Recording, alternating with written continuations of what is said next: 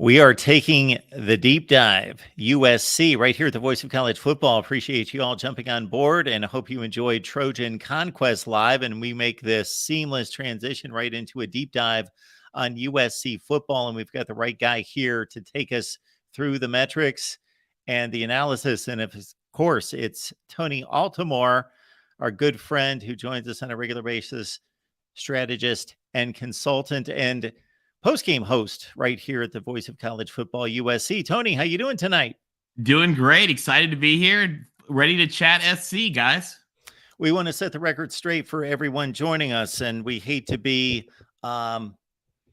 negative to a certain extent, but we won't have to be if you are not. So please keep the conversation positive and be productive. We enjoy your conversation. We enjoy your comments and your questions in particular. You don't have to agree with everything. If you have a question or want to challenge a particular metric or evaluation or a conversation piece regarding USC, again, this is concerning academics. This is football. This is the athletic program. This is a broad look, and it's also a granular look. Certainly leave your comments and your questions, but let's be respectful of everyone here. We want to continue to do that going forward at the Voice of College Football, and we're going to be adamant about being respectful, having fun. We're going to have fun here. We're also going to take a deep dive, and we're going to learn quite a bit about USC and its competitors on the Big Ten and the national landscape. Tony. Hey, Mark. Well, first of all, something kind of exciting tonight, and it sets the tone a little bit of what we're going to talk about, which is that, I don't know if you know this, but they have started updating the world. When you look, for example, at the Big Ten Academic Alliance and they talk about the provosts, they list all 17 of them, including USC and UCLA. USC has now updated its style guide for how you refer to things. And under the conference, it talks about the Big Ten and not the Pac-12. So we are going to be comparing USC tonight along with the Big Ten. And what's going to be really cool is, guys, we're going to be doing sort of a series of these, and we're going to be looking at things in 4 dimensions. So we're going to look at universities, academics, athletics, and football, and really get an understanding of the school and the program and the team, kind of where they are in that. And we're going to be doing these for the entire Voice of College Football universe. So we're going to do one of them for each of the channels that we have here in the Voice of College Football community. So whichever team you're a fan of, we're going to be doing one of these that's going to be a deep dive into that program, which will be kind of fun. So we're looking forward to it. And I thought I'd get started here with something that is kind of an interesting kind of first look at USC. And we'll do this for each of the schools. And this is a chart. It's one of, I think, the most interesting charts we have. And it looks at a school in terms of sports and in academics. So if you're looking at the screen right now, if you think about going to the right, it's a more elite academic rank. It's using an average of 3 different ranks. And up to the top is sports success. So we're looking at the last 2 years of all the points that they have been, that they've won for the Directors' Cup. So where does USC fit in? Well, first of all, there's 4 groupings, and this is kind of wild. Things really fit into these groups. So kind of in the core, really in the top right, the best schools with the best sports are the Power 5. Look at that big yellow spot. You see where USC is. Kind of in the lower right, not as good at sports, but really highly ranked, but actually some pretty decent programs athletically as well. You have the Ivy League and the service academies and some of the AAU schools. Down at the bottom, you have the G5. And then it's kind of wacky because there's no schools. There are no schools that are weak academically, but great sports powers. Isn't that kind of wacky? Like academics and sports go together. Absolutely. That's cool. So I thought that was pretty amazing. So where's USC in this? Well, USC is pretty far to the right academically and pretty high up sports-wise. Stanford is that top corner, but you see USC really, really right there. Pretty impressive, I think. And we'll get into some more details of that. We'll kind of skip through these. This is just the Power 5s. So where does USC fit in the Power Five? You see kind of right there with North Carolina, UCLA, better than Washington and Wisconsin and Cal. So, a pretty good spot. I do want to hit real quick. When we talk about these schools, we're talking about the A5, the power conferences. These are the best of the best in terms of athletics and academics. So there's really big differences between the A5 and the G5 schools. And you can see really even between the Big Ten and everybody else. So you take a look at where academic rank is, the Big Ten, USC is actually on the upper end of the Big Ten in most of these things. The Big Ten has the best academic rank of any of the Power Five. They have the biggest endowments. They do the most research, and they have the most schools in the AAU. So and Tony, is the research numbers that you provided for me before we hit the air were just astounding in regards to the proportion of the Big Ten versus the nation. So the Big Ten does about 22% of all federal research done in the country is done by the Big Ten. So that's 14 schools, or to be more accurate about 17. it, 17 schools now. 17, yeah. Out of 17 schools out of 6,200. Out of there's 6,200 higher education schools. Maybe about 2,000 what we really think more of higher education schools. But I mean, you add community colleges and vocational training programs and all that. There's 6,200 of those. Of the 111 schools in 9 conferences, they do about 70% of all research in the country. And just the Big Ten, which USC is in, does 22% of all federal research in this country. So that's why when we talk about why do we talk about research in sports? It's because the billions of dollars are interlinked with the sports and the associations of those schools. And the Big Ten has done that better than anybody. They have always viewed themselves in a bigger realm, in a bigger world. Like the connection is not just connections on the field; it's a connections of the institutions. And the Big Ten has done great in that. And as Jason O says, don't forget Johns Hopkins, go Blue Jays. Johns Hopkins is very proud of its Big Ten membership, and Johns Hopkins is the #1 research school in the country, and Maryland's arch rival.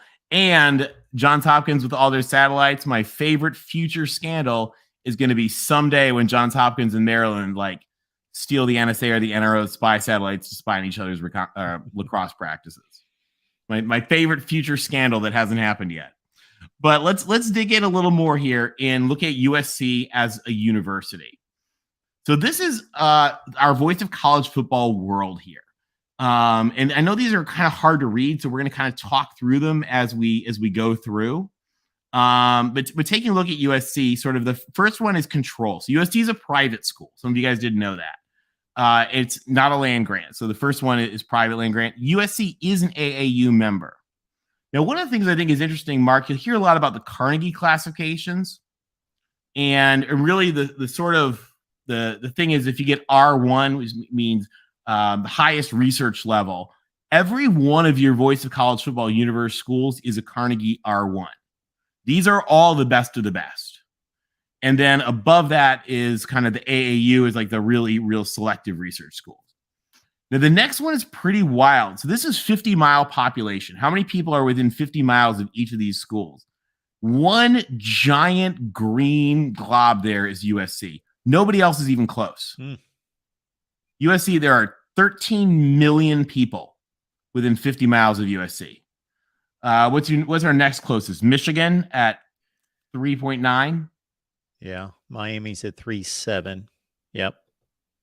So USC as far as city goes is pretty wild. We take a look next at core budget. So this is really the core academic budget. You see also, once again, is USC the highest? Yeah, USC has the highest overall academic budget of any of our Voice of College Football schools here. And they're spending almost $78,000 per student, which is second behind Miami, I think. Yeah, second highest per student spending behind Miami. And but one of the things here, we look at students, like the makeup of USC is different from most of these other schools. USC has a massive grad student population. if you take a look at USC is 20,000 undergrads, 50,000 overall. So there's more grad students at USC than undergrads, which is different from most of these schools. So if you take a look, you see USC is big, 49,000 students overall, only 20,000 of them are undergrads. So only 42%. That is the lowest of any of your Voice of College football schools. And they have the second highest applicants. So it's an in-demand school, and USC of our Voice of College football schools, USC is the hardest to get into. Only 13% to get in, which is pretty wild. And of those, 41% of the students who get in go there, which is one of the highest. Where USC is not so good is it costs about $82,000 a year to go there. But with financial aid, the average student only pays $26,000. So that's kind of where we are. That's getting to know kind of USC as a school there. Any questions? What do you think? And you're looking at some of those financial metrics down at the bottom, kind of inversely as a low figure for, let's say, for average net price being a positive. So that's in the green. I mean, take a look at Florida. I mean, Florida, we're going to look at academics in a sec. Florida is a phenomenal school. The average student going to Florida pays less than $10,000 a year to go there. That's awesome. So go Gators. Give a Gator chomp or whatever. And Miami's the highest. But USC at the sticker price is 81, but the average student's only paying 26. So that's not bad. But the average student who's receiving some form of federal financial aid, USC is a huge international student population. So when I was there, the joke was they pay full price, so we don't have to. I guess that's not funny. Let's look at academics really quick. Hey, Tony, real quick. Why were the Penn State numbers difficult to acquire in some of those categories? Oh, so Penn State about 5 years ago started combining all of its different, and we're going to pull some of these. I actually have to email Penn State. When we do the Penn State show, we'll have more of them. Penn State started combining I don't know what they have, 15 different campuses into one combined reporting data. And so Penn State, when you hear data from Penn State, it's why like on some rankings, Penn State has all of a sudden fallen. They should be like in the 50s, and you'll see they'll fall into like number 300. And it's because they're taking all of those like Penn State Harrisburg, Penn State Barron, Penn State Altoona, Penn State Scranton, I don't know, wherever they all are, and adding them all together and reporting it as one piece of data, which is not accurate. It'd be like if you took, Michigan and added the Dearborn campus and the Flint campus and all that together. Is Texas A&M the largest school in the country in enrollment? I don't know if it's the largest. Central Florida might be bigger. Texas A&M is one of the biggest. They got 57,000 undergrads. That's crazy. Always knew Texas, UCLA, and Minnesota were high. They're all really big. And Texas is sometimes screwy because sometimes you'll see the Texas number as doing the same thing that Penn State does, where they add them all together. You have to be a little bit careful of that. Yeah, Truck Stop Gumby, 72,000. That's a lot. All right, so we dig into the academic space. Absolutely. So let's take a look at USC. This is academic rankings. You see, these are the sort of 6 main conferences. We'll just sort of show you here. So you see on the Big Ten, USC is outranked academically by unfortunately Michigan, UCLA, Northwestern, and Johns Hopkins. As far as we said, as far as selectivity goes, sort of like same order there. Faculty quality, USC is very high, and easier in some other things. Here is research. So you see USC does a ton of research, but so does the rest of the Big Ten. How is the faculty quality determined? That's from Washington Monthly, the multi-factor rating, but they use things like faculty awards that they've gotten and membership in national academies and some other stuff like that. So what it's how elite is your faculty? And you see there, like, look at the Big 12. You see like Houston and Iowa State are like way ahead of everybody else, which is part of what like the president of Houston, for example, is doing to really build that school into being something great. And you take a look at the Pac-12, and you see with the Pac-12, and you'll see this in a lot of statistics, they kind of have like that grouping that is Washington, Stanford, Cal, and then a gap, and then Utah, Arizona, Colorado, ASU, and then Oregon sits in the middle, and then the two state schools after that usually.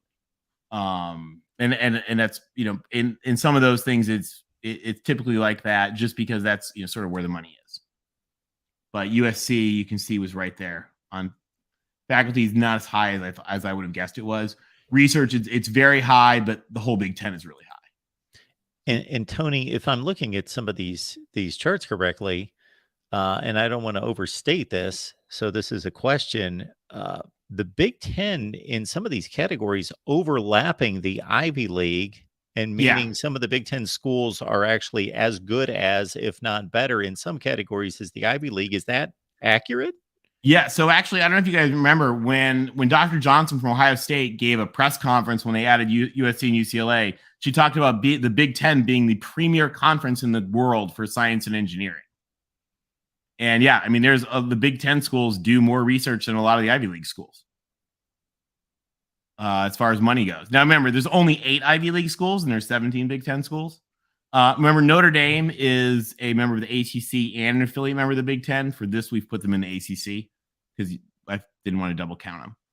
But I mean, you take a look there. For example, don't forget, like, look at the Big West.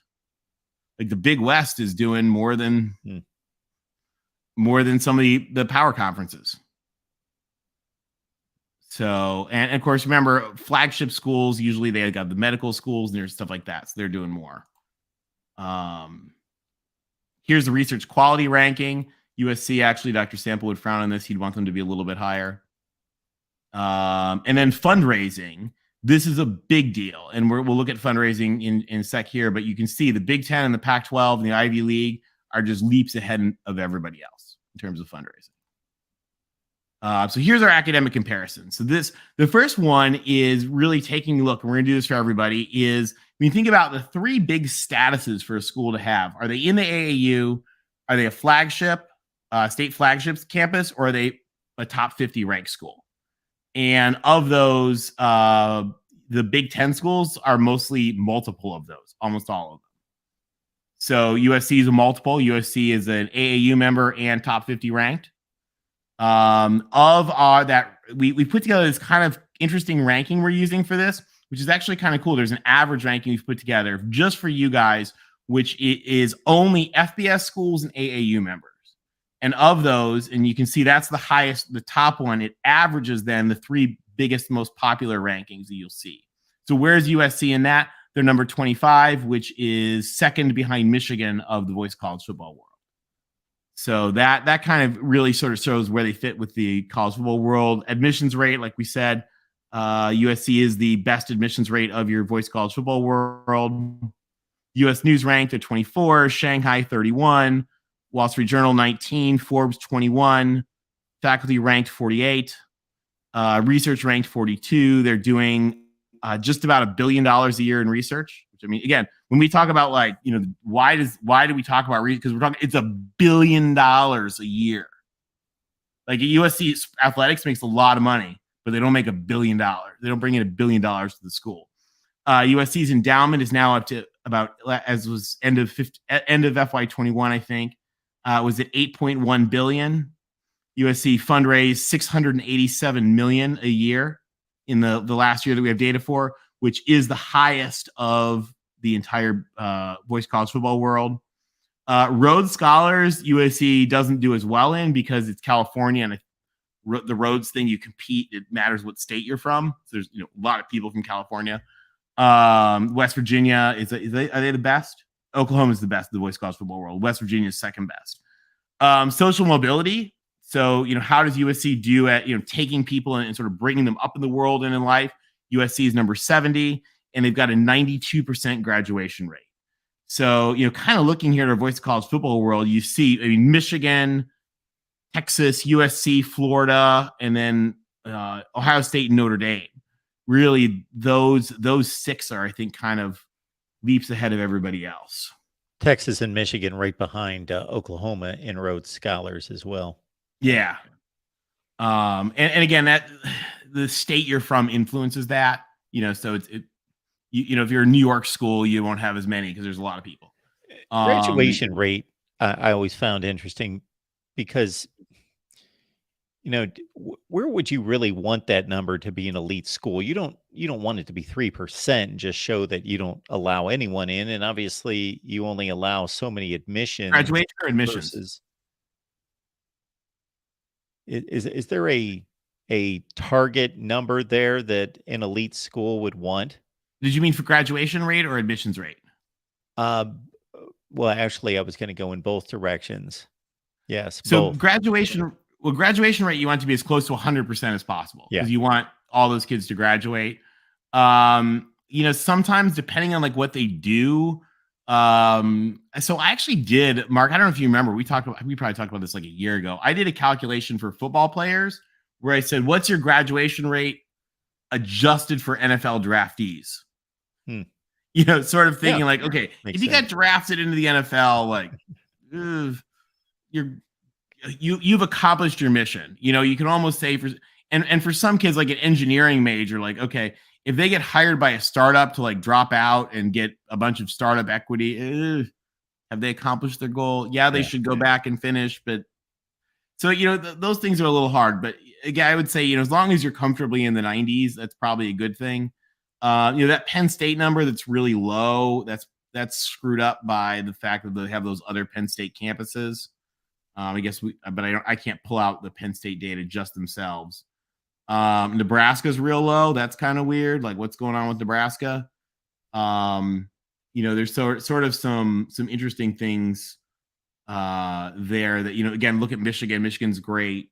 Notre Dame's great. Again, also remember, guys, these are the elite schools, so it makes sense that they're all and you've high. explained in the past why West Virginia would be low for a graduation rate as well because of its mission. West Virginia is trying to educate the people of Appalachia. Yeah. So West Virginia also has a really high admissions rate because of the state law. So it's actually like pretty interested. That's what they're trying to do. All right. So we look at athletic department? Absolutely. I know this is what you guys have been waiting for. So athletic department comparison. Where is USC athletics?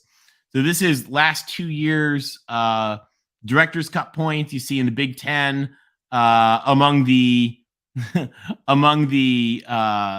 Division I only schools. Ohio State and Michigan beat them. Johns Hopkins picks up a lot of points on Division I and Division III. But you can really see USC would be leaps ahead as number one in the Pac-12.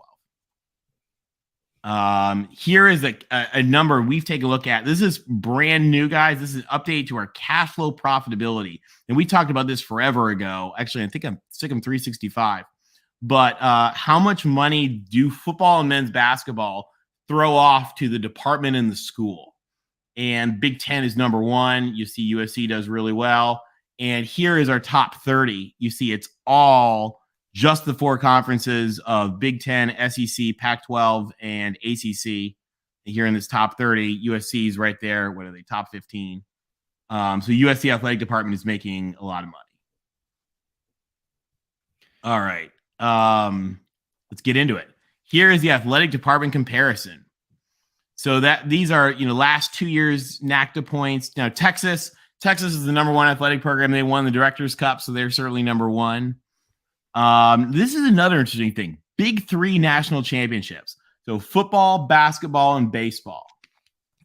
USC's won 21. Next is Alabama with 16. Followed by Notre Dame 13, Michigan 12. Now, of course, Alabama's are all football national championships. Which is awesome. Go Alabama. But, pretty cool there. USC is number one when you combine football, basketball, and baseball, which is pretty awesome. And then in your world, USC is leaps and bounds ahead, number one in terms of overall NCAA national championships. USC has 111. Next school is Texas with less than half of that at 55. Wow. Same with Olympic medals. USC is 326. Next is Texas with 155, less than half of that. So it's pretty wild. And they only have 20 sports. Like Ohio State's got 33. Michigan's got 29. USC's only got 20. And they're 10 to 15 times greater in Olympic medals than most of these schools. Yeah. Texas is not even halfway there, as you mentioned, but most of these schools are in the 20s, something in that range. Yeah, wow. and I forget. I'd have to look at exactly the source. If somebody's stressed, because I don't know the exact what they considered for, like, if you're stressed because you think your school should have like 3 more, that's fine. Mentally give it to yourself. I think it was from the NCAA, and they tried to standardize it. So I don't know exactly how they standardized it. I didn't calculate them all myself. But if you think your school deserves 3 more, then give it to them. They love rolling out the sports at Ohio State. They have almost 1,000 athletes on campus.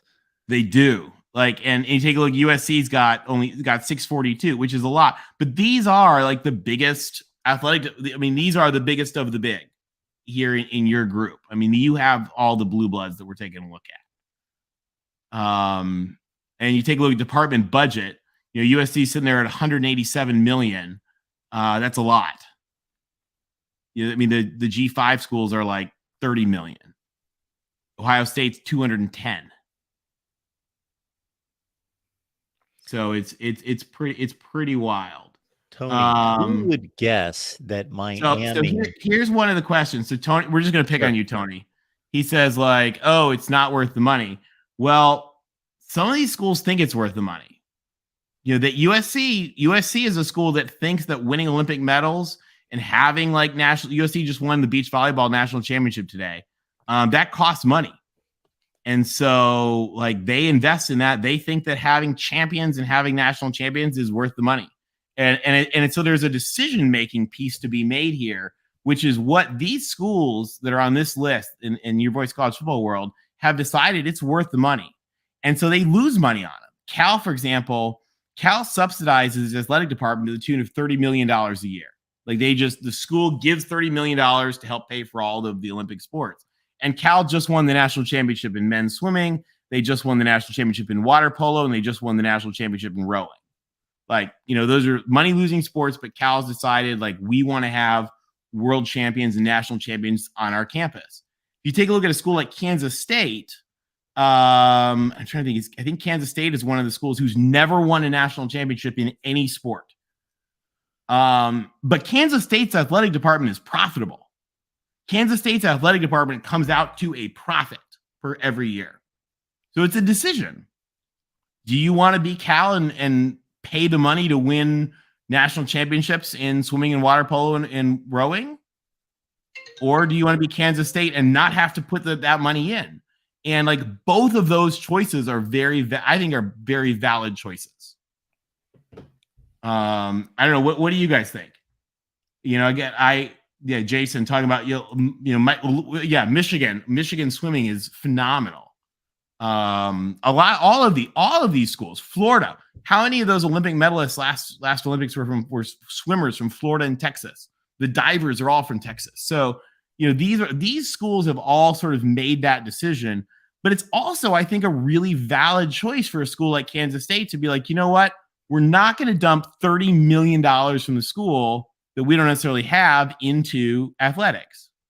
Whereas you take a look at Cal, Cal's pulling in $3.6 billion a year in research if you include the med school next door. So there's money to do that. But I think it's a fair and valid choice to say we want to we want to win this. And I mean, Oregon does it with track and all that. Jason, USC Olympic medals is ridiculous. It's pretty ridiculous. And Stanford, the weird thing is Stanford, UCLA, and USC are like the 3 in terms of right there, the top national championships, top Olympic medals. Like those 3 are just all in lockstep. So for the Big Ten, bringing USC and UCLA, they're both there. Tony, who would think? I doubt if anyone in our chat, and certainly me, that Miami would be just on the heels of Alabama as being number one on the list of college football budgets ahead of Ohio State, USC, Texas, all those schools.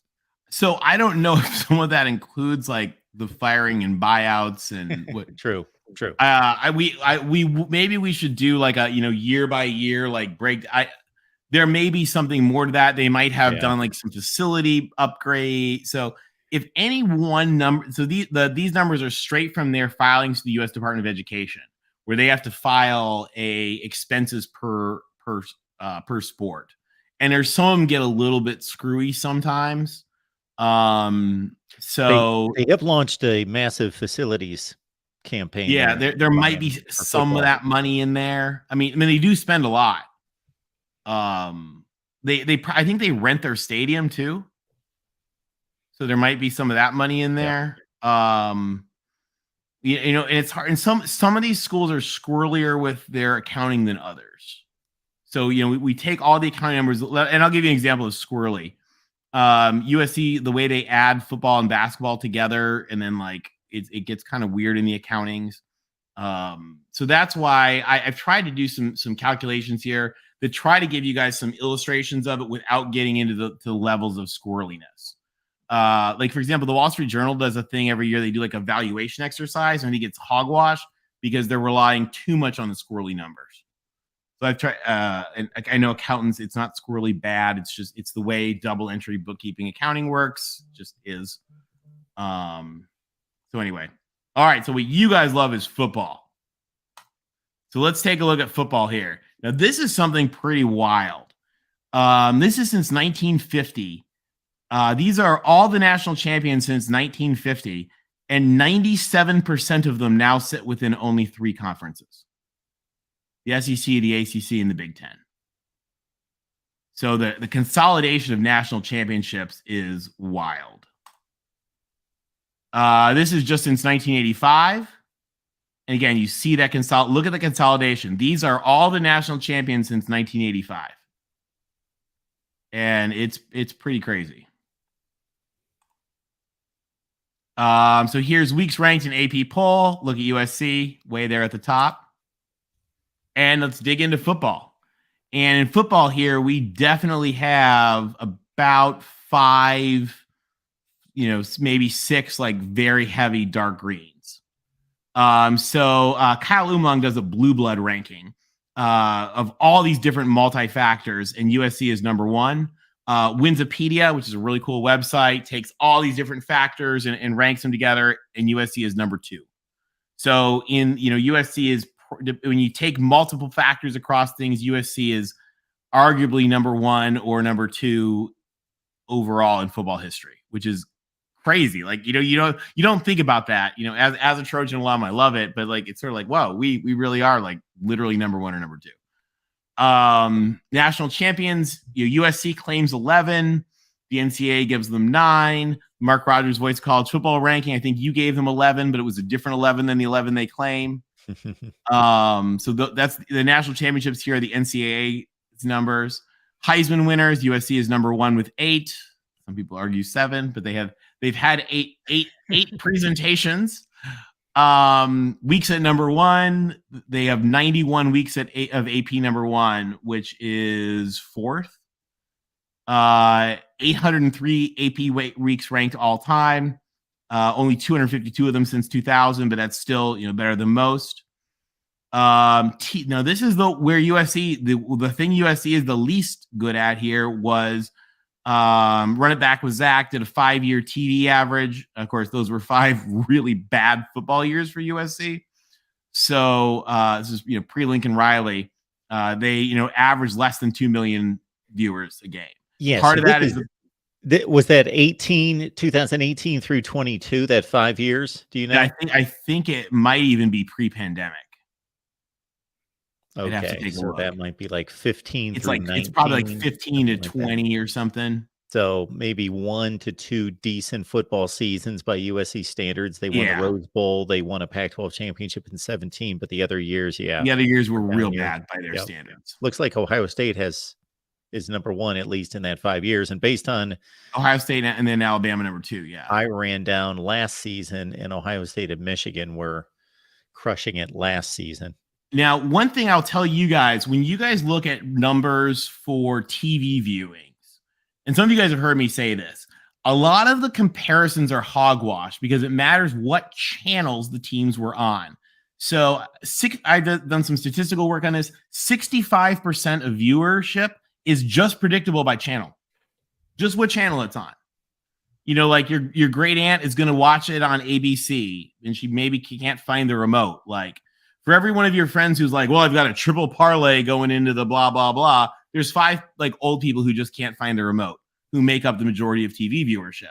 And if you factor in not just TV viewership, but also rankings. So like how important is the game? You can get to 87% predictability, like of rankings, I think time, channel, I forget exactly the fact, but it's really predictable. So it's not just about the team, it's about the channel. Now, what's cool about this data set is we're just looking at the blue bloods here. These are the teams that are playing in those prime slots. So I think it's okay to look at TV viewership for this group of schools. Don't you think it's also a self-fulfilling prophecy that obviously the networks that have the prime selections, they know that they're going to get the best ratings regardless of who they choose, but they're still going to make a systematic and a informed decision, and they're going to grab Ohio State and whomever, because that other 10 to 15 to 20% of, you know, where that rating could go based on the team, they obviously want to maximize that as much as possible. So then, you know, the network selection is going to help the blue bloods, but the blue bloods are obviously to a lesser degree, but still helping that rating as well, of course. 100%. And with that, Mark, I'll give you an example. Washington State on the various cable channels, Washington State does better than almost anybody. Like Washington State outdraws a lot of teams. They do really well, but they don't play on ABC. Like they do really well when they're on Fox Sports 1. They do really well on ESPN 2 or whatever. They do better than the other teams do on Fox Sports 1 or ESPN 2 or whatever. They do well on Pac-12 late night, but they're not on ABC. So like their numbers look really low. But if you were making a TV decision of who do I want to put on, well, Washington State's going to outdraw a lot of these other teams. And to your point, Tony, the Washington State-Wisconsin game was on Fox, and it was the 3rd or 4th highest rated game of the week. Yeah, Wazoo. People love Wazoo. Go Cougs. Thank you, Gixxer Squid. Gixxer Squid is awesome, friend of a show and a university executive. He says, what's one data point we'd like to see that's not available on iPads? So yeah, schools have to file all of this data with the federal government, which is amazing. The data piece that I would like to see, which the Knight Commission gets, and they work with USA Today and the Knight Newhouse data, but they don't get it for everybody. And I'd like to see it by sport. I want to know how much of the revenue is not real revenue, but is school subsidy. So, and we don't really, I don't think, you guys will add it for the next show, guys. I should have had it in there, what the school subsidy is. That was my bad. I should have included it. But how much money the athletic department is getting from the school itself? Like how much is earned revenue versus how much is subsidy for every sport?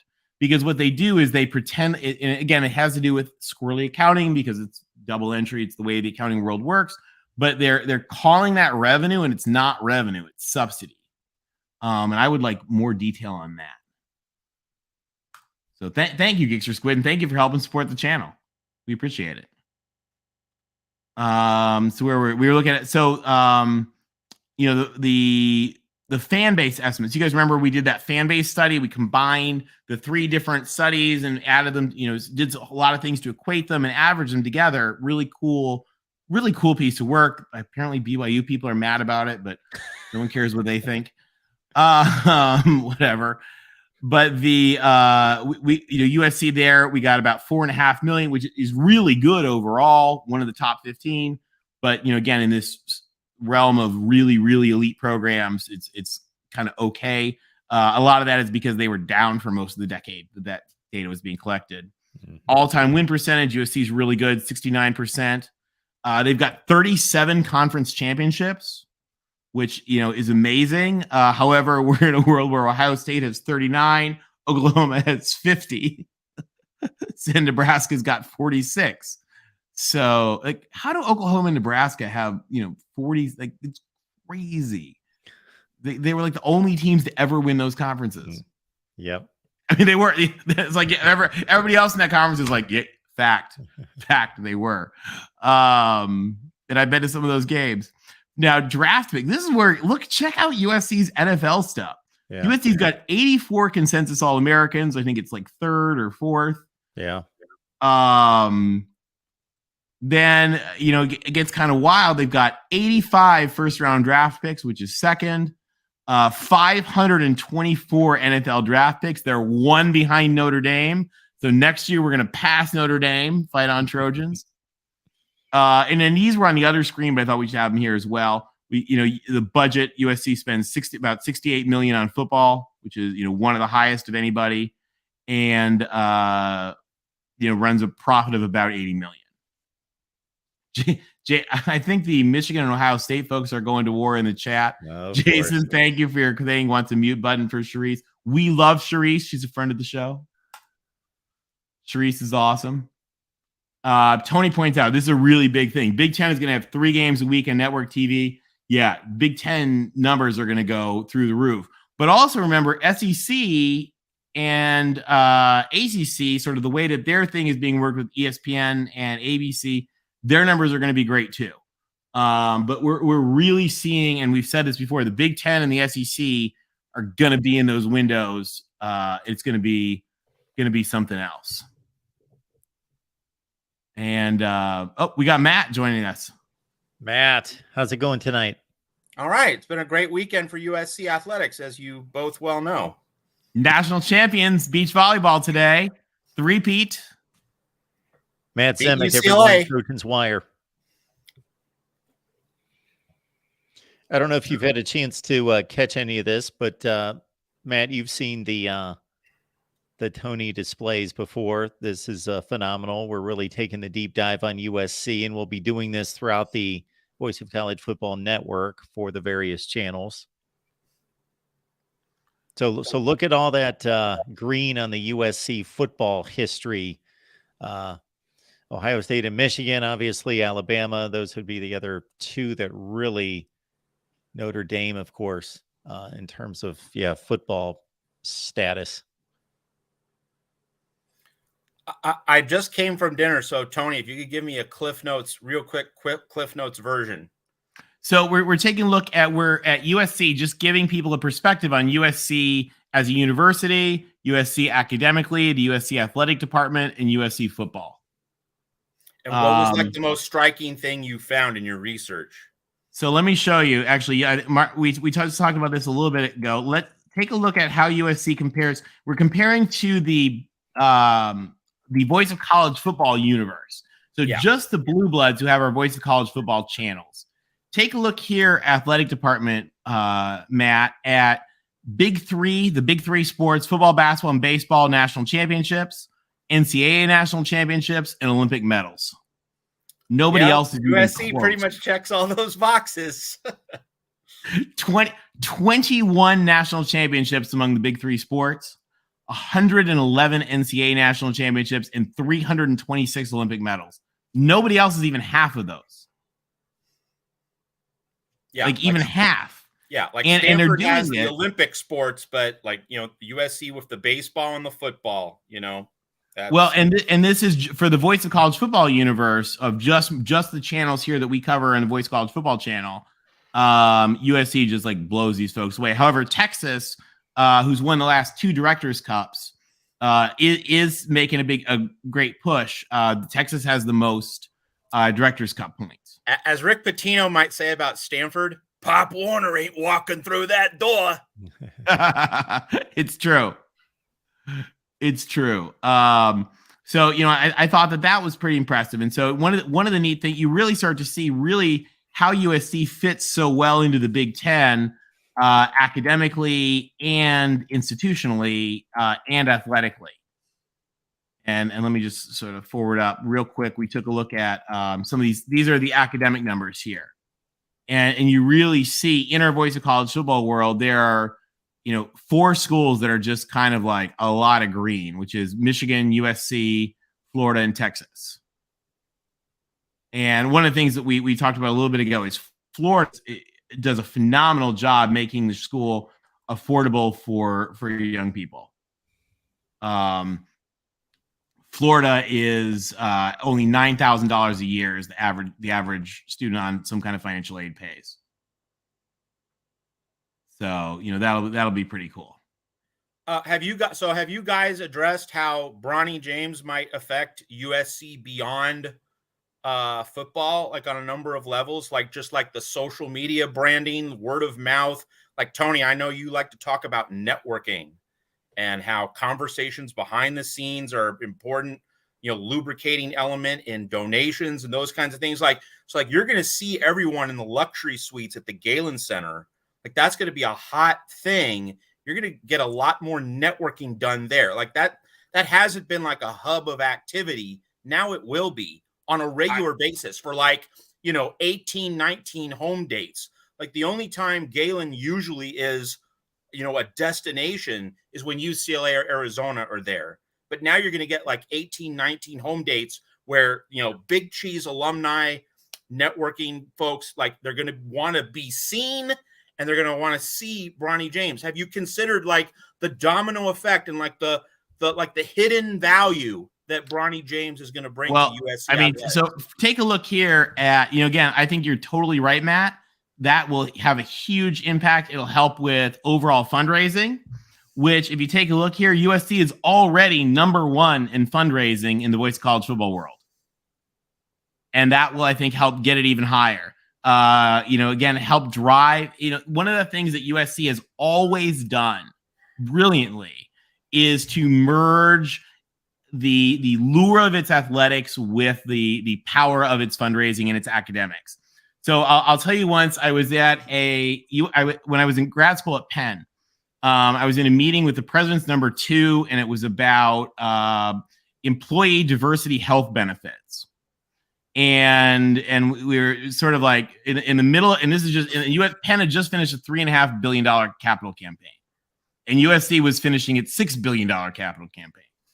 And so the president's #2 in the middle of this big meeting on the diversity employee health benefits, the president's #2 just looks at me just in the middle of the meeting and just goes, "If I had USC football, I could have gotten 20." And I looked at him and I said, "If you had USC football, I think you could have gotten more than that." And he got and these students I was helping some undergrads who were like protesting and mad at the school about some help, and they gave us everything we wanted. And afterwards, this kid who's like sort of like a great guy, like a vegan activist, in the school, and he walks out of the room and he goes, "I don't know who Reggie Bush is, but I'm so glad we talked about him because now we're friends with the school." Because the whole meeting fell apart. I mean, they gave this group everything they wanted. It was great, but the whole meeting then turned into talking about what if Penn could fundraise like USC. And I think you've hit the nail on the head that fundraising is gonna be a big thing. Actually, speaking of money here, Jason had a question. If we're talking hockey, I might believe you.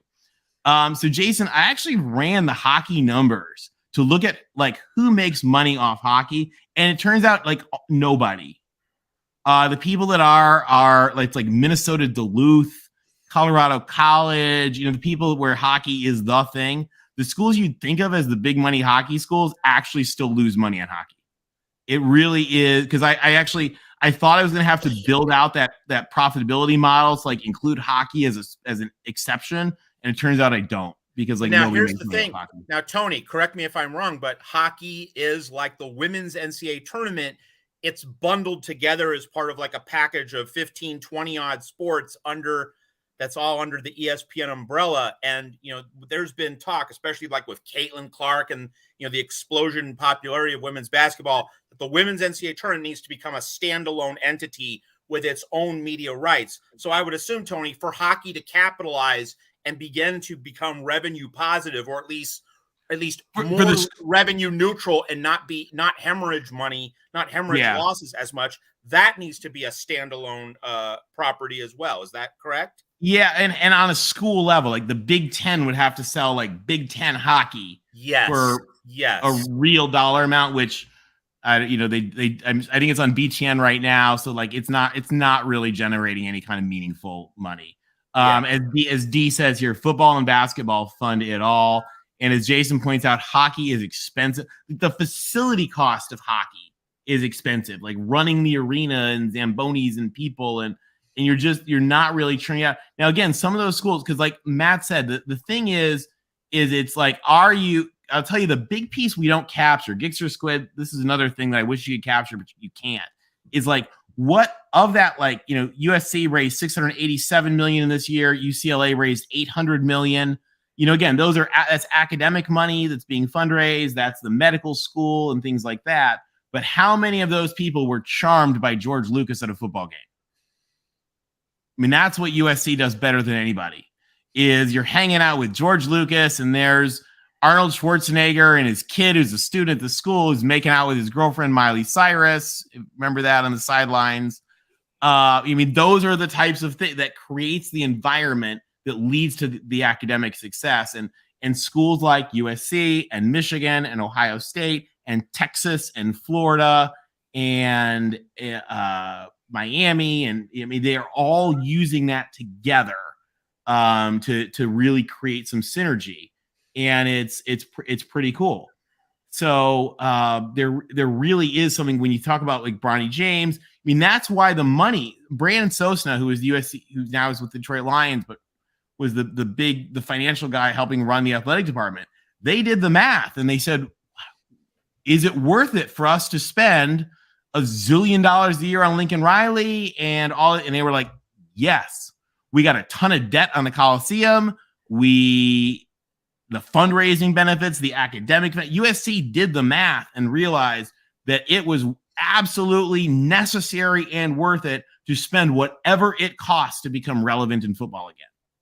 Now, a key part of that calculus, though, is realizing that if you get Lincoln Riley, you get Caleb Williams, you get other elite transfers. So, like, I'm sure that Sosna and Bone and the other people in the athletic department, like, they were specific in terms of it's not just the coach in isolation, it's the package that comes with the coach and the expectations that a certain crop of elite players were going to immediately change the program. Like, this was not going to be a 3-year deal. This was going to be, we're going to win right away. Now, maybe not 11 wins. They might not have been counting on that, but like, we're going to win 9 games. We're going to be in the mix in year one. It's not going to be this painfully prolonged process toward being relevant. That's going to happen right away. I'm sure that was part of the cost benefit that they did. I'm sure. And part of the question of, the advantage of Lincoln Riley over Matt Campbell, over James Franklin, there's a lot of people that could have built that program up and could have built that program up well. But the advantage of getting somebody in who's going to be absolutely today, make the change, and part of the school's commitment of we're going to get better and we're going to get better now. I mean, Colorado's getting a lot of flack for what they're doing, but like Colorado had to turn over that whole roster. And I'll give you guys a really, and now this is good. People are going to bury me for this. But I'll give you the first time. It won't be the first. It won't be the first time today. If your theater program is really bad, then you need to go out and get some kids who know how to act.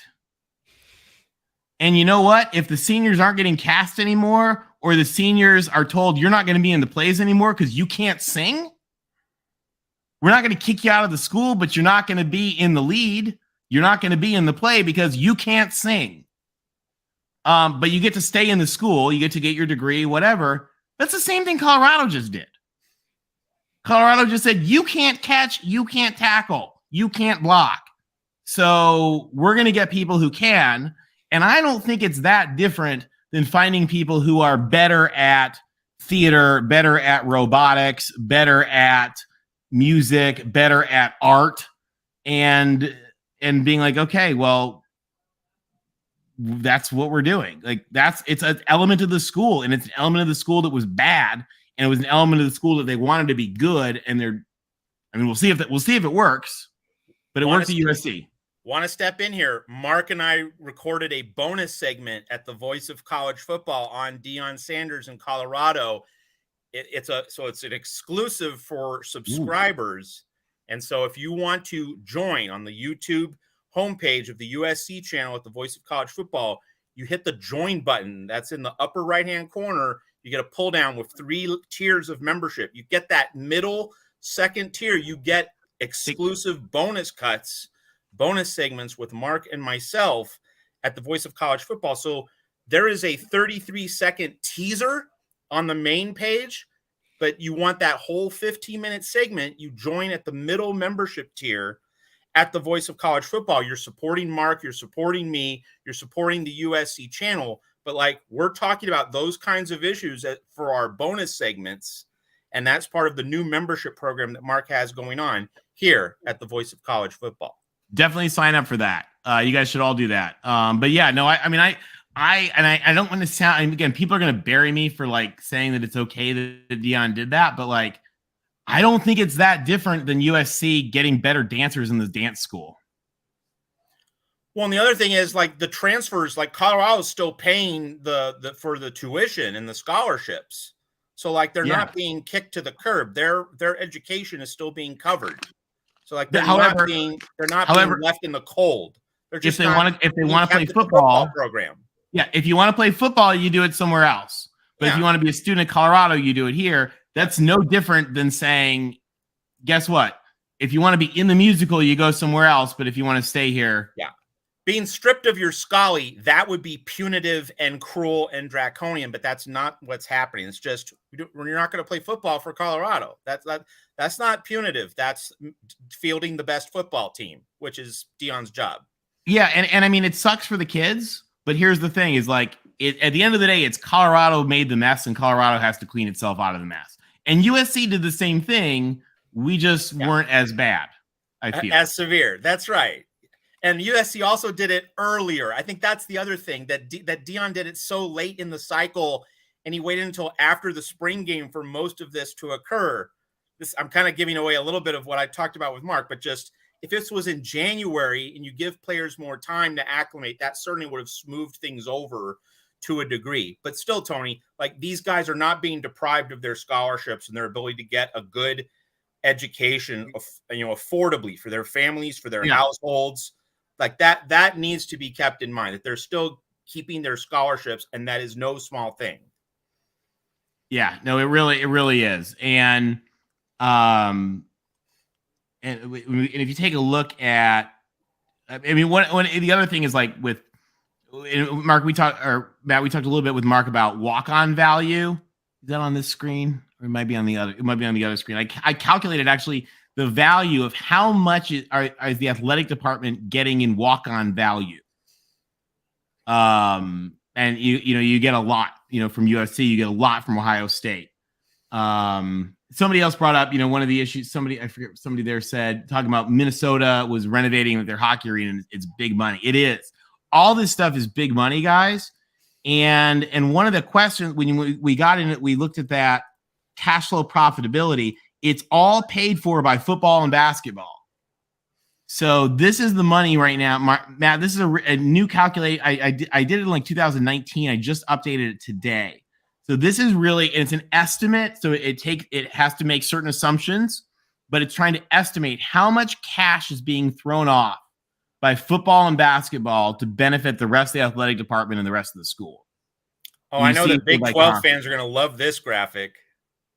Well, so one of the things we talked about, Matt, too, was the Big 12 has some phenomenally well-run athletic departments that have made decisions not to be like Cal. Like Cal is a wonderful extreme example because Cal invests in its Olympic sports and it pays for it. Cal does the same thing Ivy League schools do, right? Like the Ivy League schools know that they got to pay for those sports and they want to win, so they put the money in. That's what Cal does. They just won the national championship in swimming, water polo, and crew. Like, okay, that costs money. They put $30 million a year in. Kansas State puts no money into their athletic departments. They have won no national championships ever, but they make a profit. They are not taking academic money and putting it into sports. And I think that's a fair decision. Their football department, I mean, they won they're the conference champions. And the money from that they make from that pays for the rest of the entire athletic program. And they're not winning the national championship in swimming. I don't think they have a men's swim team. And that's okay. Like it's a choice. And I think it's an okay choice. It just is a different choice than Ohio State and USC and Texas and those guys. What do you think is an example of a bad choice as opposed to just a different choice? So a bad choice is some of these. So look at the AAC. They don't even make money on football and basketball. So like a bad choice is a school that's just throwing good money after bad. And again, it's all decisions, right? Like, for example, Houston. That's pretty shocking. Yeah. Houston, like below for example. The whack. Yeah. Houston hemorrhages money. But now they're getting Big 12 money coming in. But so they might tell you it's investment. Houston is growing their faculty. Like Houston's trying to grow everything. When you're trying to grow, you invest. And investing takes negative. So like the thing is are you throwing good money out? Are you investing or are you wasting? So to that point, and Matt brings that up in a great way. By the way, I'm all about Houston. So like I'm just using them as an example because I'm all about it. We all know that the American Conference has been pushing and pushing and pushing as the 6th power conference. Obviously, forget that now with losing its best 3 programs. But anyway, has been pushing and pushing and pushing that narrative for a few, and the results on the field have been extremely strong at the top. So has that been them just pushing and investing as much into football and trying to drive that, but they're not getting the return on investment? Yeah. Maybe on the field they are to a certain extent, but not where it counts. They don't get the TV money. Yeah. So if you take a look at all sports points, you know what? Do you know who the Power 6 conference is? The Ivy League. No, in terms of all sports points, it's the Ivy League and the Big East are the next 2. Now they're not necessarily in the sports that they're not in football, basketball, and baseball. They're in a lot of the random sports, but yeah, the Ivy League is the Power 6th conference, followed by usually the Big East. And you get you got the Patriot League in there. You got a lot of those the conferences that we don't think about a lot, but like have some serious athletic departments. No, they're not in this because you want to talk about a conference that does not release data. The Ivy League releases nothing. But yeah, they're pretty much the Power 6 conference. Do endowments figure into the Ivy League's calculus and those kinds of investments, or do those not get touched for this stuff? So the endowments pay for the sport. And the other thing the Ivy League does, remember, is that they will usually meet the full. I don't have the walk-on calculations here. I wish I could show them. I'll have to add that slide. Matt, you'd find this fascinating because the Ivy League will meet your full financial need. So their coaches tend to try to go find like wealthy kids or poor kids because they can give the poor. If your parents don't make a lot of money, the Ivy League can give you a full scholarship for whatever they need. It's just a need-based scholarship. They're like, oh, it's need-based. It's not athletic. It's not because you're the best lacrosse player, even though that it is.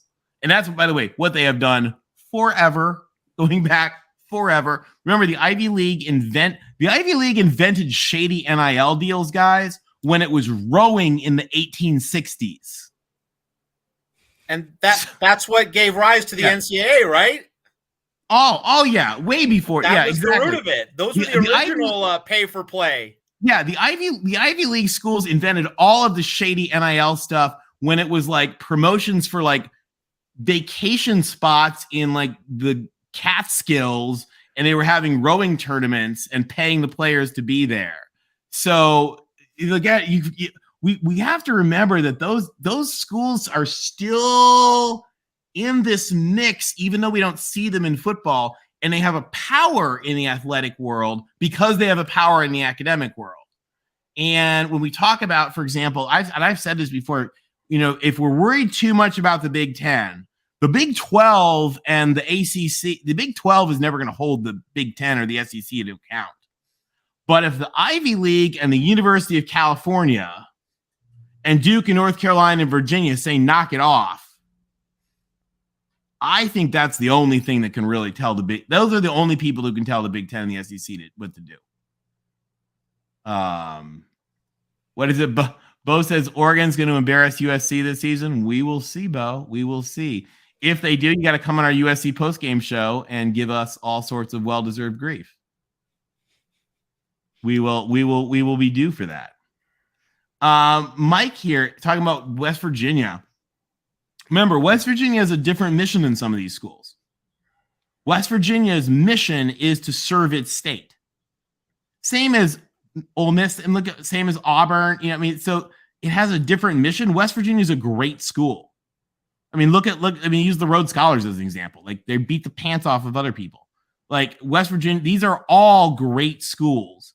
And we forget, again, we're only taught, this is the voice of college football world here, which are just these like sort of very elite stratosphere.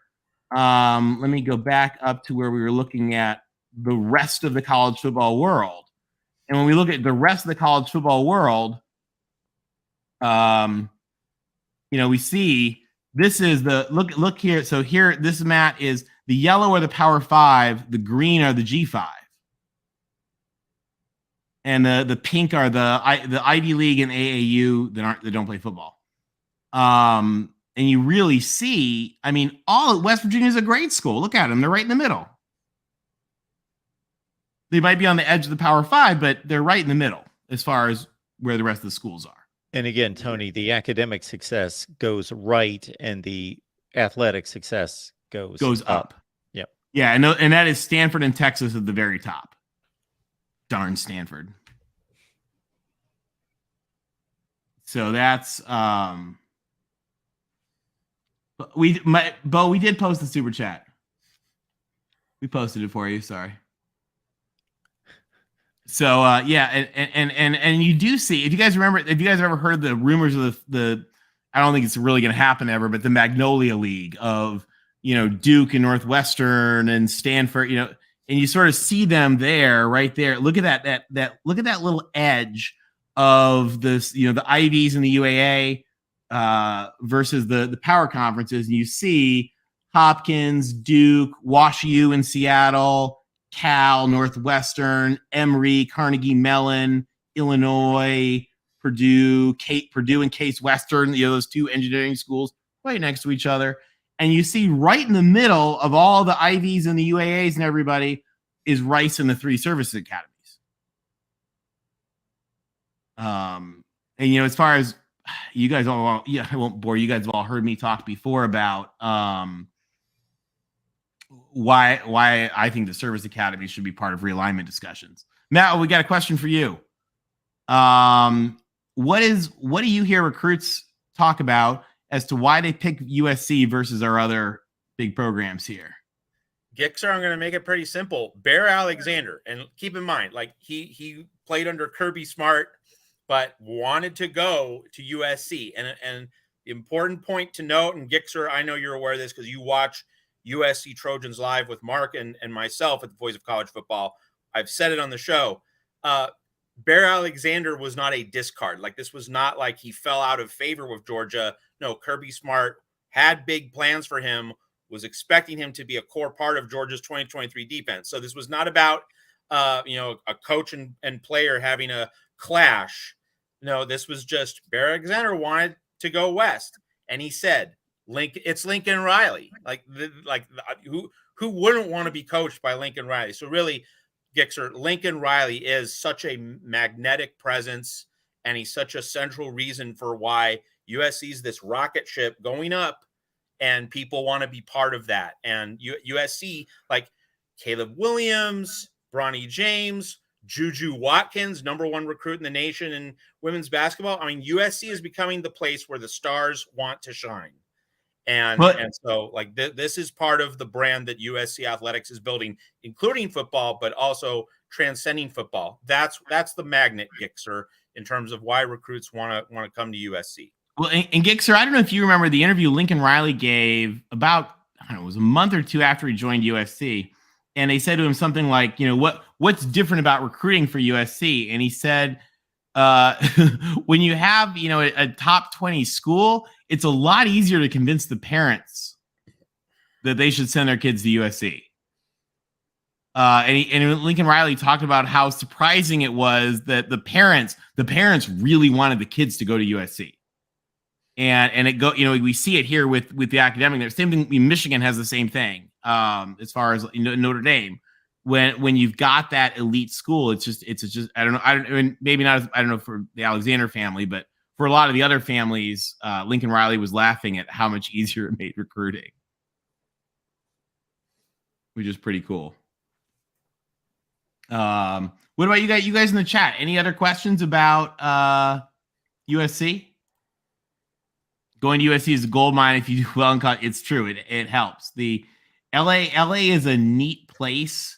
There's an energy in LA, but one of the other things about LA too, for those of you guys who aren't as familiar with USC, is because LA is LA.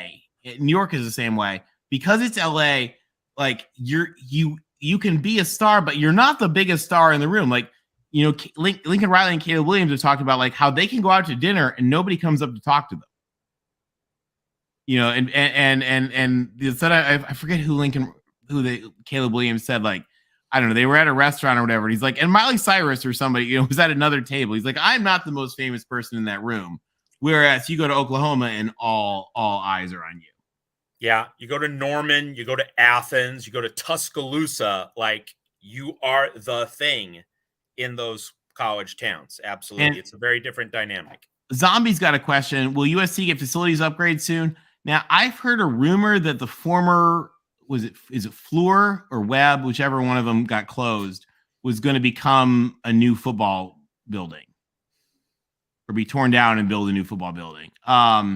I know they're planning to do some stuff, but remember, one of the downsides of LA is that typically USC works on a 30-year construction cycle, quite literally.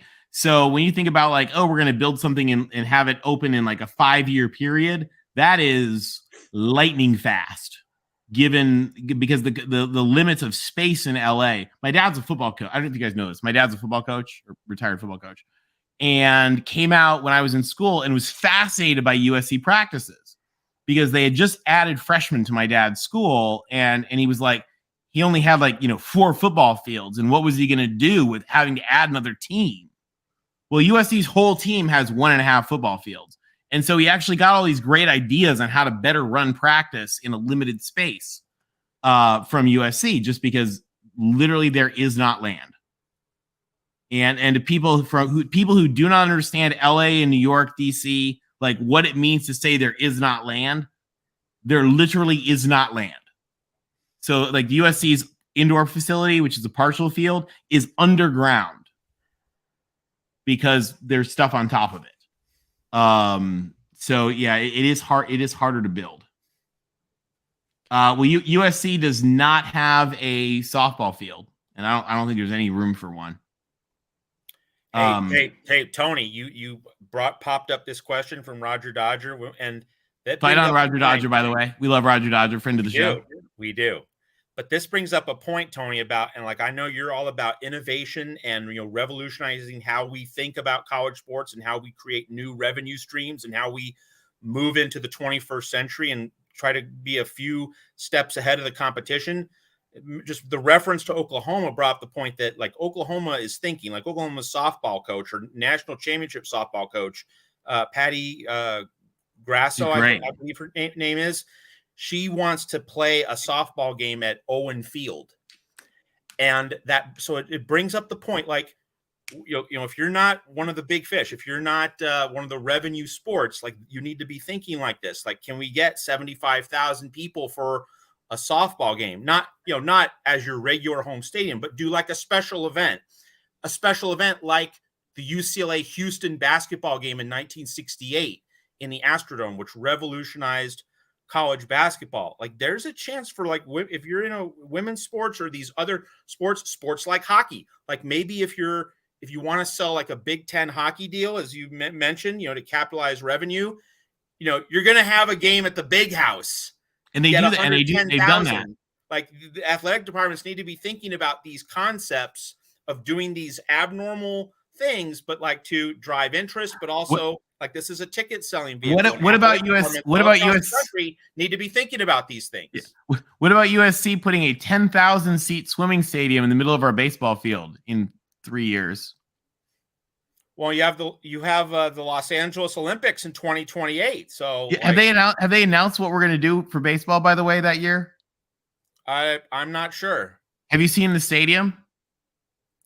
I haven't. So, to you guys who don't know this, I guess I should look and try to find a picture of it. USC is going to be putting the Olympic swimming stadium is going to be built into the USC baseball stadium. And if you think about the curve of the baseball stadium, that's going to go behind home plate. Home plate will be the diving board. The diving pool is the infield. And then center field is the pool. And there will be a 10,000 seat swimming stadium surrounding what is today's baseball field. Mm-hmm. So for a year, we're not going to have baseball field right there. There's going to be a giant Olympic swimming pool in the middle. And then that will be torn out, and Dado Field will be completely renovated and rebuilt into a state-of-the-art baseball facility where there had been a pool in the infield and center field and a diving board at home plate. The Olympics are going to be pretty wild at USC. USC is the Olympic media village. This is another thing about USC is you want to talk about attention, and this was part of the big push to the Big Ten as well. They were like, we're hosting the Olympics on campus. USC is the Olympic media center. So like your live from LA is going to be on the USC campus. The Coliseum with the torch. And I don't know if have they announced, are we playing at SoFi that fall when there's a giant 20-foot platform in the middle of our football field? Yeah, I haven't heard or seen any announcement about that. So to you guys who don't know this too, the Olympic track, they're building a platform, a 20-foot high platform on top of the football field, which will cover like the first 15 rows or whatever of the stadium. And then like the Roman Coliseum, you can go underneath and like up into the field and all this. And that's where all the track will be. So we'll probably be playing like 2028 football season at SoFi because apparently it's going to take 6 months to build it and 6 months to tear it out, which will be pretty wild. That's fine. The main thing is that it's not getting in the way of the 100th anniversary of the USC Notre Dame rivalry in 2026. Exactly. That would have been a shame to not have the 100th anniversary game at the Coliseum, but in 2028, not going to be a problem. Tony's asking, sorry, and guys, I've missed a couple things in the chat. If you have anything I missed, let me know. I don't get to see everything. Tony's asking, will attendance be up? I think it will be up because the Big Ten, it'll be exciting for LA and all the Big Ten fans will come. And I just can make fun of UCLA all day. Nebraska, bring 60,000 of your closest friends. Yeah. UCLA is going to be playing more road games in Pasadena. Yes. Yes, sir. It's going to be like the 1994 and 1999 Rose Bowls against Wisconsin. Yeah, exactly. Because they're all going to come. It'll be great for UCLA. And we'll have some people in those upper reaches of the Coliseum, which I'll be honest, I think like parts of the Big House in Ann Arbor are closer to the field in the Coliseum in Ann Arbor than those corners. Those corners, it's like one of them's in Maine and the other's in Mexico City. With how big that stadium is.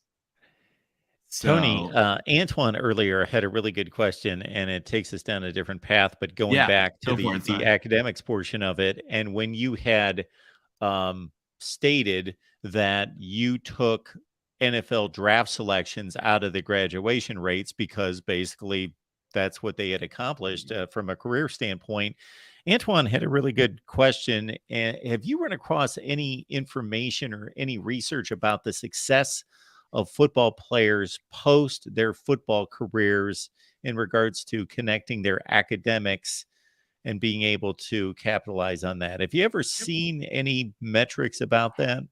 I haven't seen good metrics. I mean, I'm sure the School Career Center has stuff.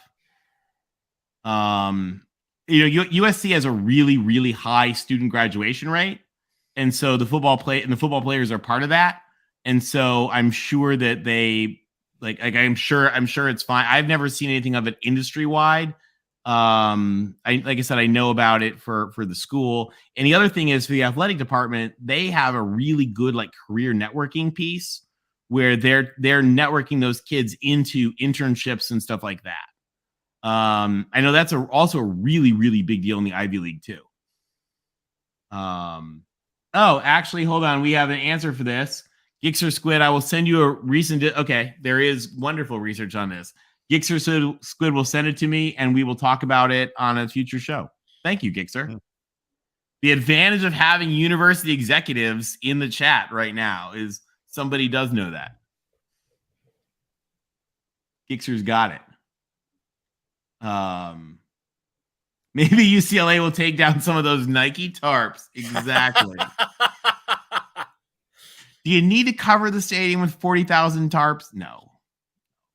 Take them out. Take them out. Wouldn't do it for USC, but they'll do it for Big Ten visitors from the Midwest. Yeah, that was so. You guys have heard me preach. Some of you guys have heard me preach on this. I don't want to hear UCLA crying poor when they won't sell tickets to you USC wouldn't people. Sell 25,000 extra tickets because you didn't want USC fans to come. Damn right. Yeah, you're not that. Well, first of all, you guys have seen my presentation. Why they're not that poor in the first place. Hint, hint. But they're definitely not if they won't sell those tickets. Exactly. Yeah, and hey, you're subsidizing Cal. Like you need to sell some blinking tickets here. 25,000 tickets at $100 a pop is $2.5 million. Yeah, plus parking. Well, I don't know how they're all all right. Mm-hmm. Yeah, UCLA is like, we're losing money. Yeah, do the math. They would have been just fine. I wonder why UCLA is losing money. Well, they're losing money because they bury it and hide it. Well, and they don't try to make more of it. UCLA is the shadiest accounting of any school I know. And they loan themselves money and charge themselves interest for the money that they've loaned themselves while they're, by the way, hiding other revenue. It's like, it is. Mark has seen me, like, I have a whole slides on the UCLA accounting shell game. It's not illegal. It's not wrong. It's just shady accounting. Squirrely accounting. We won't call it shady. We'll call it squirrely. UCLA's accounting is as squirrely as it come. Of course, Sam Gilbert was shady, but that's a whole different story. That's different. That's called early NIL, pioneering NIL. UCLOL, School of Athletics Accounting. Exactly. Yeah, the Anderson School, they're teaching them how to do it well. It's just, yeah, it's a little bit dodgy, I think. UCLA didn't want the LBC. UCLA didn't want the Rose Bowl to be 75% Cardinal and gold. They did not. Nope. And that's fair. That's fair. Now, see, we have the advantage of those giant corners of the Coliseum. We can put you there. You might as well be in the Rose Bowl for how much you can hear or see. The fun things about our giant stadium, which, by the way, Mark, you mentioned that about Owen Field. USC could play baseball in the Coliseum. The Dodgers played baseball in the Coliseum. Did. 1959 World Series. That's right. Against the White Sox. Coliseum hosted the Olympics, the World Series, the Super Bowl. No other stadium can make that claim. So when I was in school, a friend of mine was on the girls' soccer team, and they were playing some games in the Coliseum. They just built them a nice little soccer stadium, but they were still playing some games in the Coliseum. And they were playing in front of like 500 fans. And so I said to one of the girls, I said, why do you guys play those games in the Coliseum? And she looked at me like I was an idiot. And she said, because it's the effing Coliseum. And I was like, oh, that's a really good answer. Okay. Yeah, I get it. Yeah, that makes sense. She was like, and she looked at me like I was a moron. Like, yeah, because it's the Coliseum. That's why we play. I was like, yeah, that's cool. I would do that. Oh, anyway. All right, Mark, folks. I'm sorry, go ahead. I think we are we have drawn to a close unless we have anything else in the chat. I think we are good to go. Matt, thank you so much for stopping by. So Matt and I get together every Monday night at 11 Eastern. That's 8 where it counts, 8 Pacific time. Matt and I for USC Trojans Live. So join us. We are just 24 hours away from another episode. So bank on that. We are doing USC football a ton of justice here in the next couple nights. Matt, thank you so much for the contribution. We appreciate that. Do you know anything about Pac-12 TV deal? Have hear anything yet? So I don't know if you guys saw I don't know if you guys saw there two developments sort of on this that I thought were really interesting.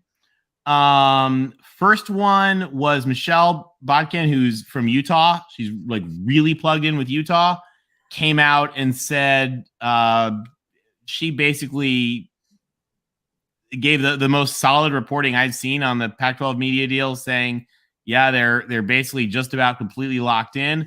And then in a podcast, the president of Washington State with a regent from Washington State, and again, guys, presidents don't lie. Like if presidents lie, they get fired. Which is why Stanford president's about to get fired for lying about research. But presidents don't lie. They don't lie to regents, most of all. And he talked about how, I guess, one of their TV partners is ready to go and asked them to delay for 6 weeks because of the layoffs that they were doing, that the optics were bad. And again, talked about from the Pac-12 standpoint, being very, very confident that they are good to go. We've told you, we've projected, you guys have seen in our Pac-12 show, we've talked about it. You've seen me talk about it with Mark. Nobody's leaving the Pac-12.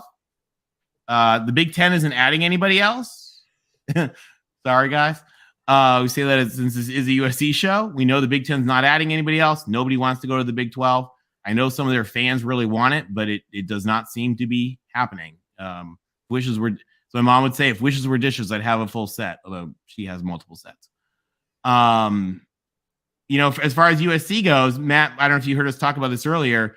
USC has already begun the transition in terms of, for example, the USC writing style guide talks about the Big Ten as the conference. The Big Ten Academic Alliance, when they list the provosts, they list the 17 provosts and include the USC provost and the UCLA provost. So 17. Where are you getting? Where's?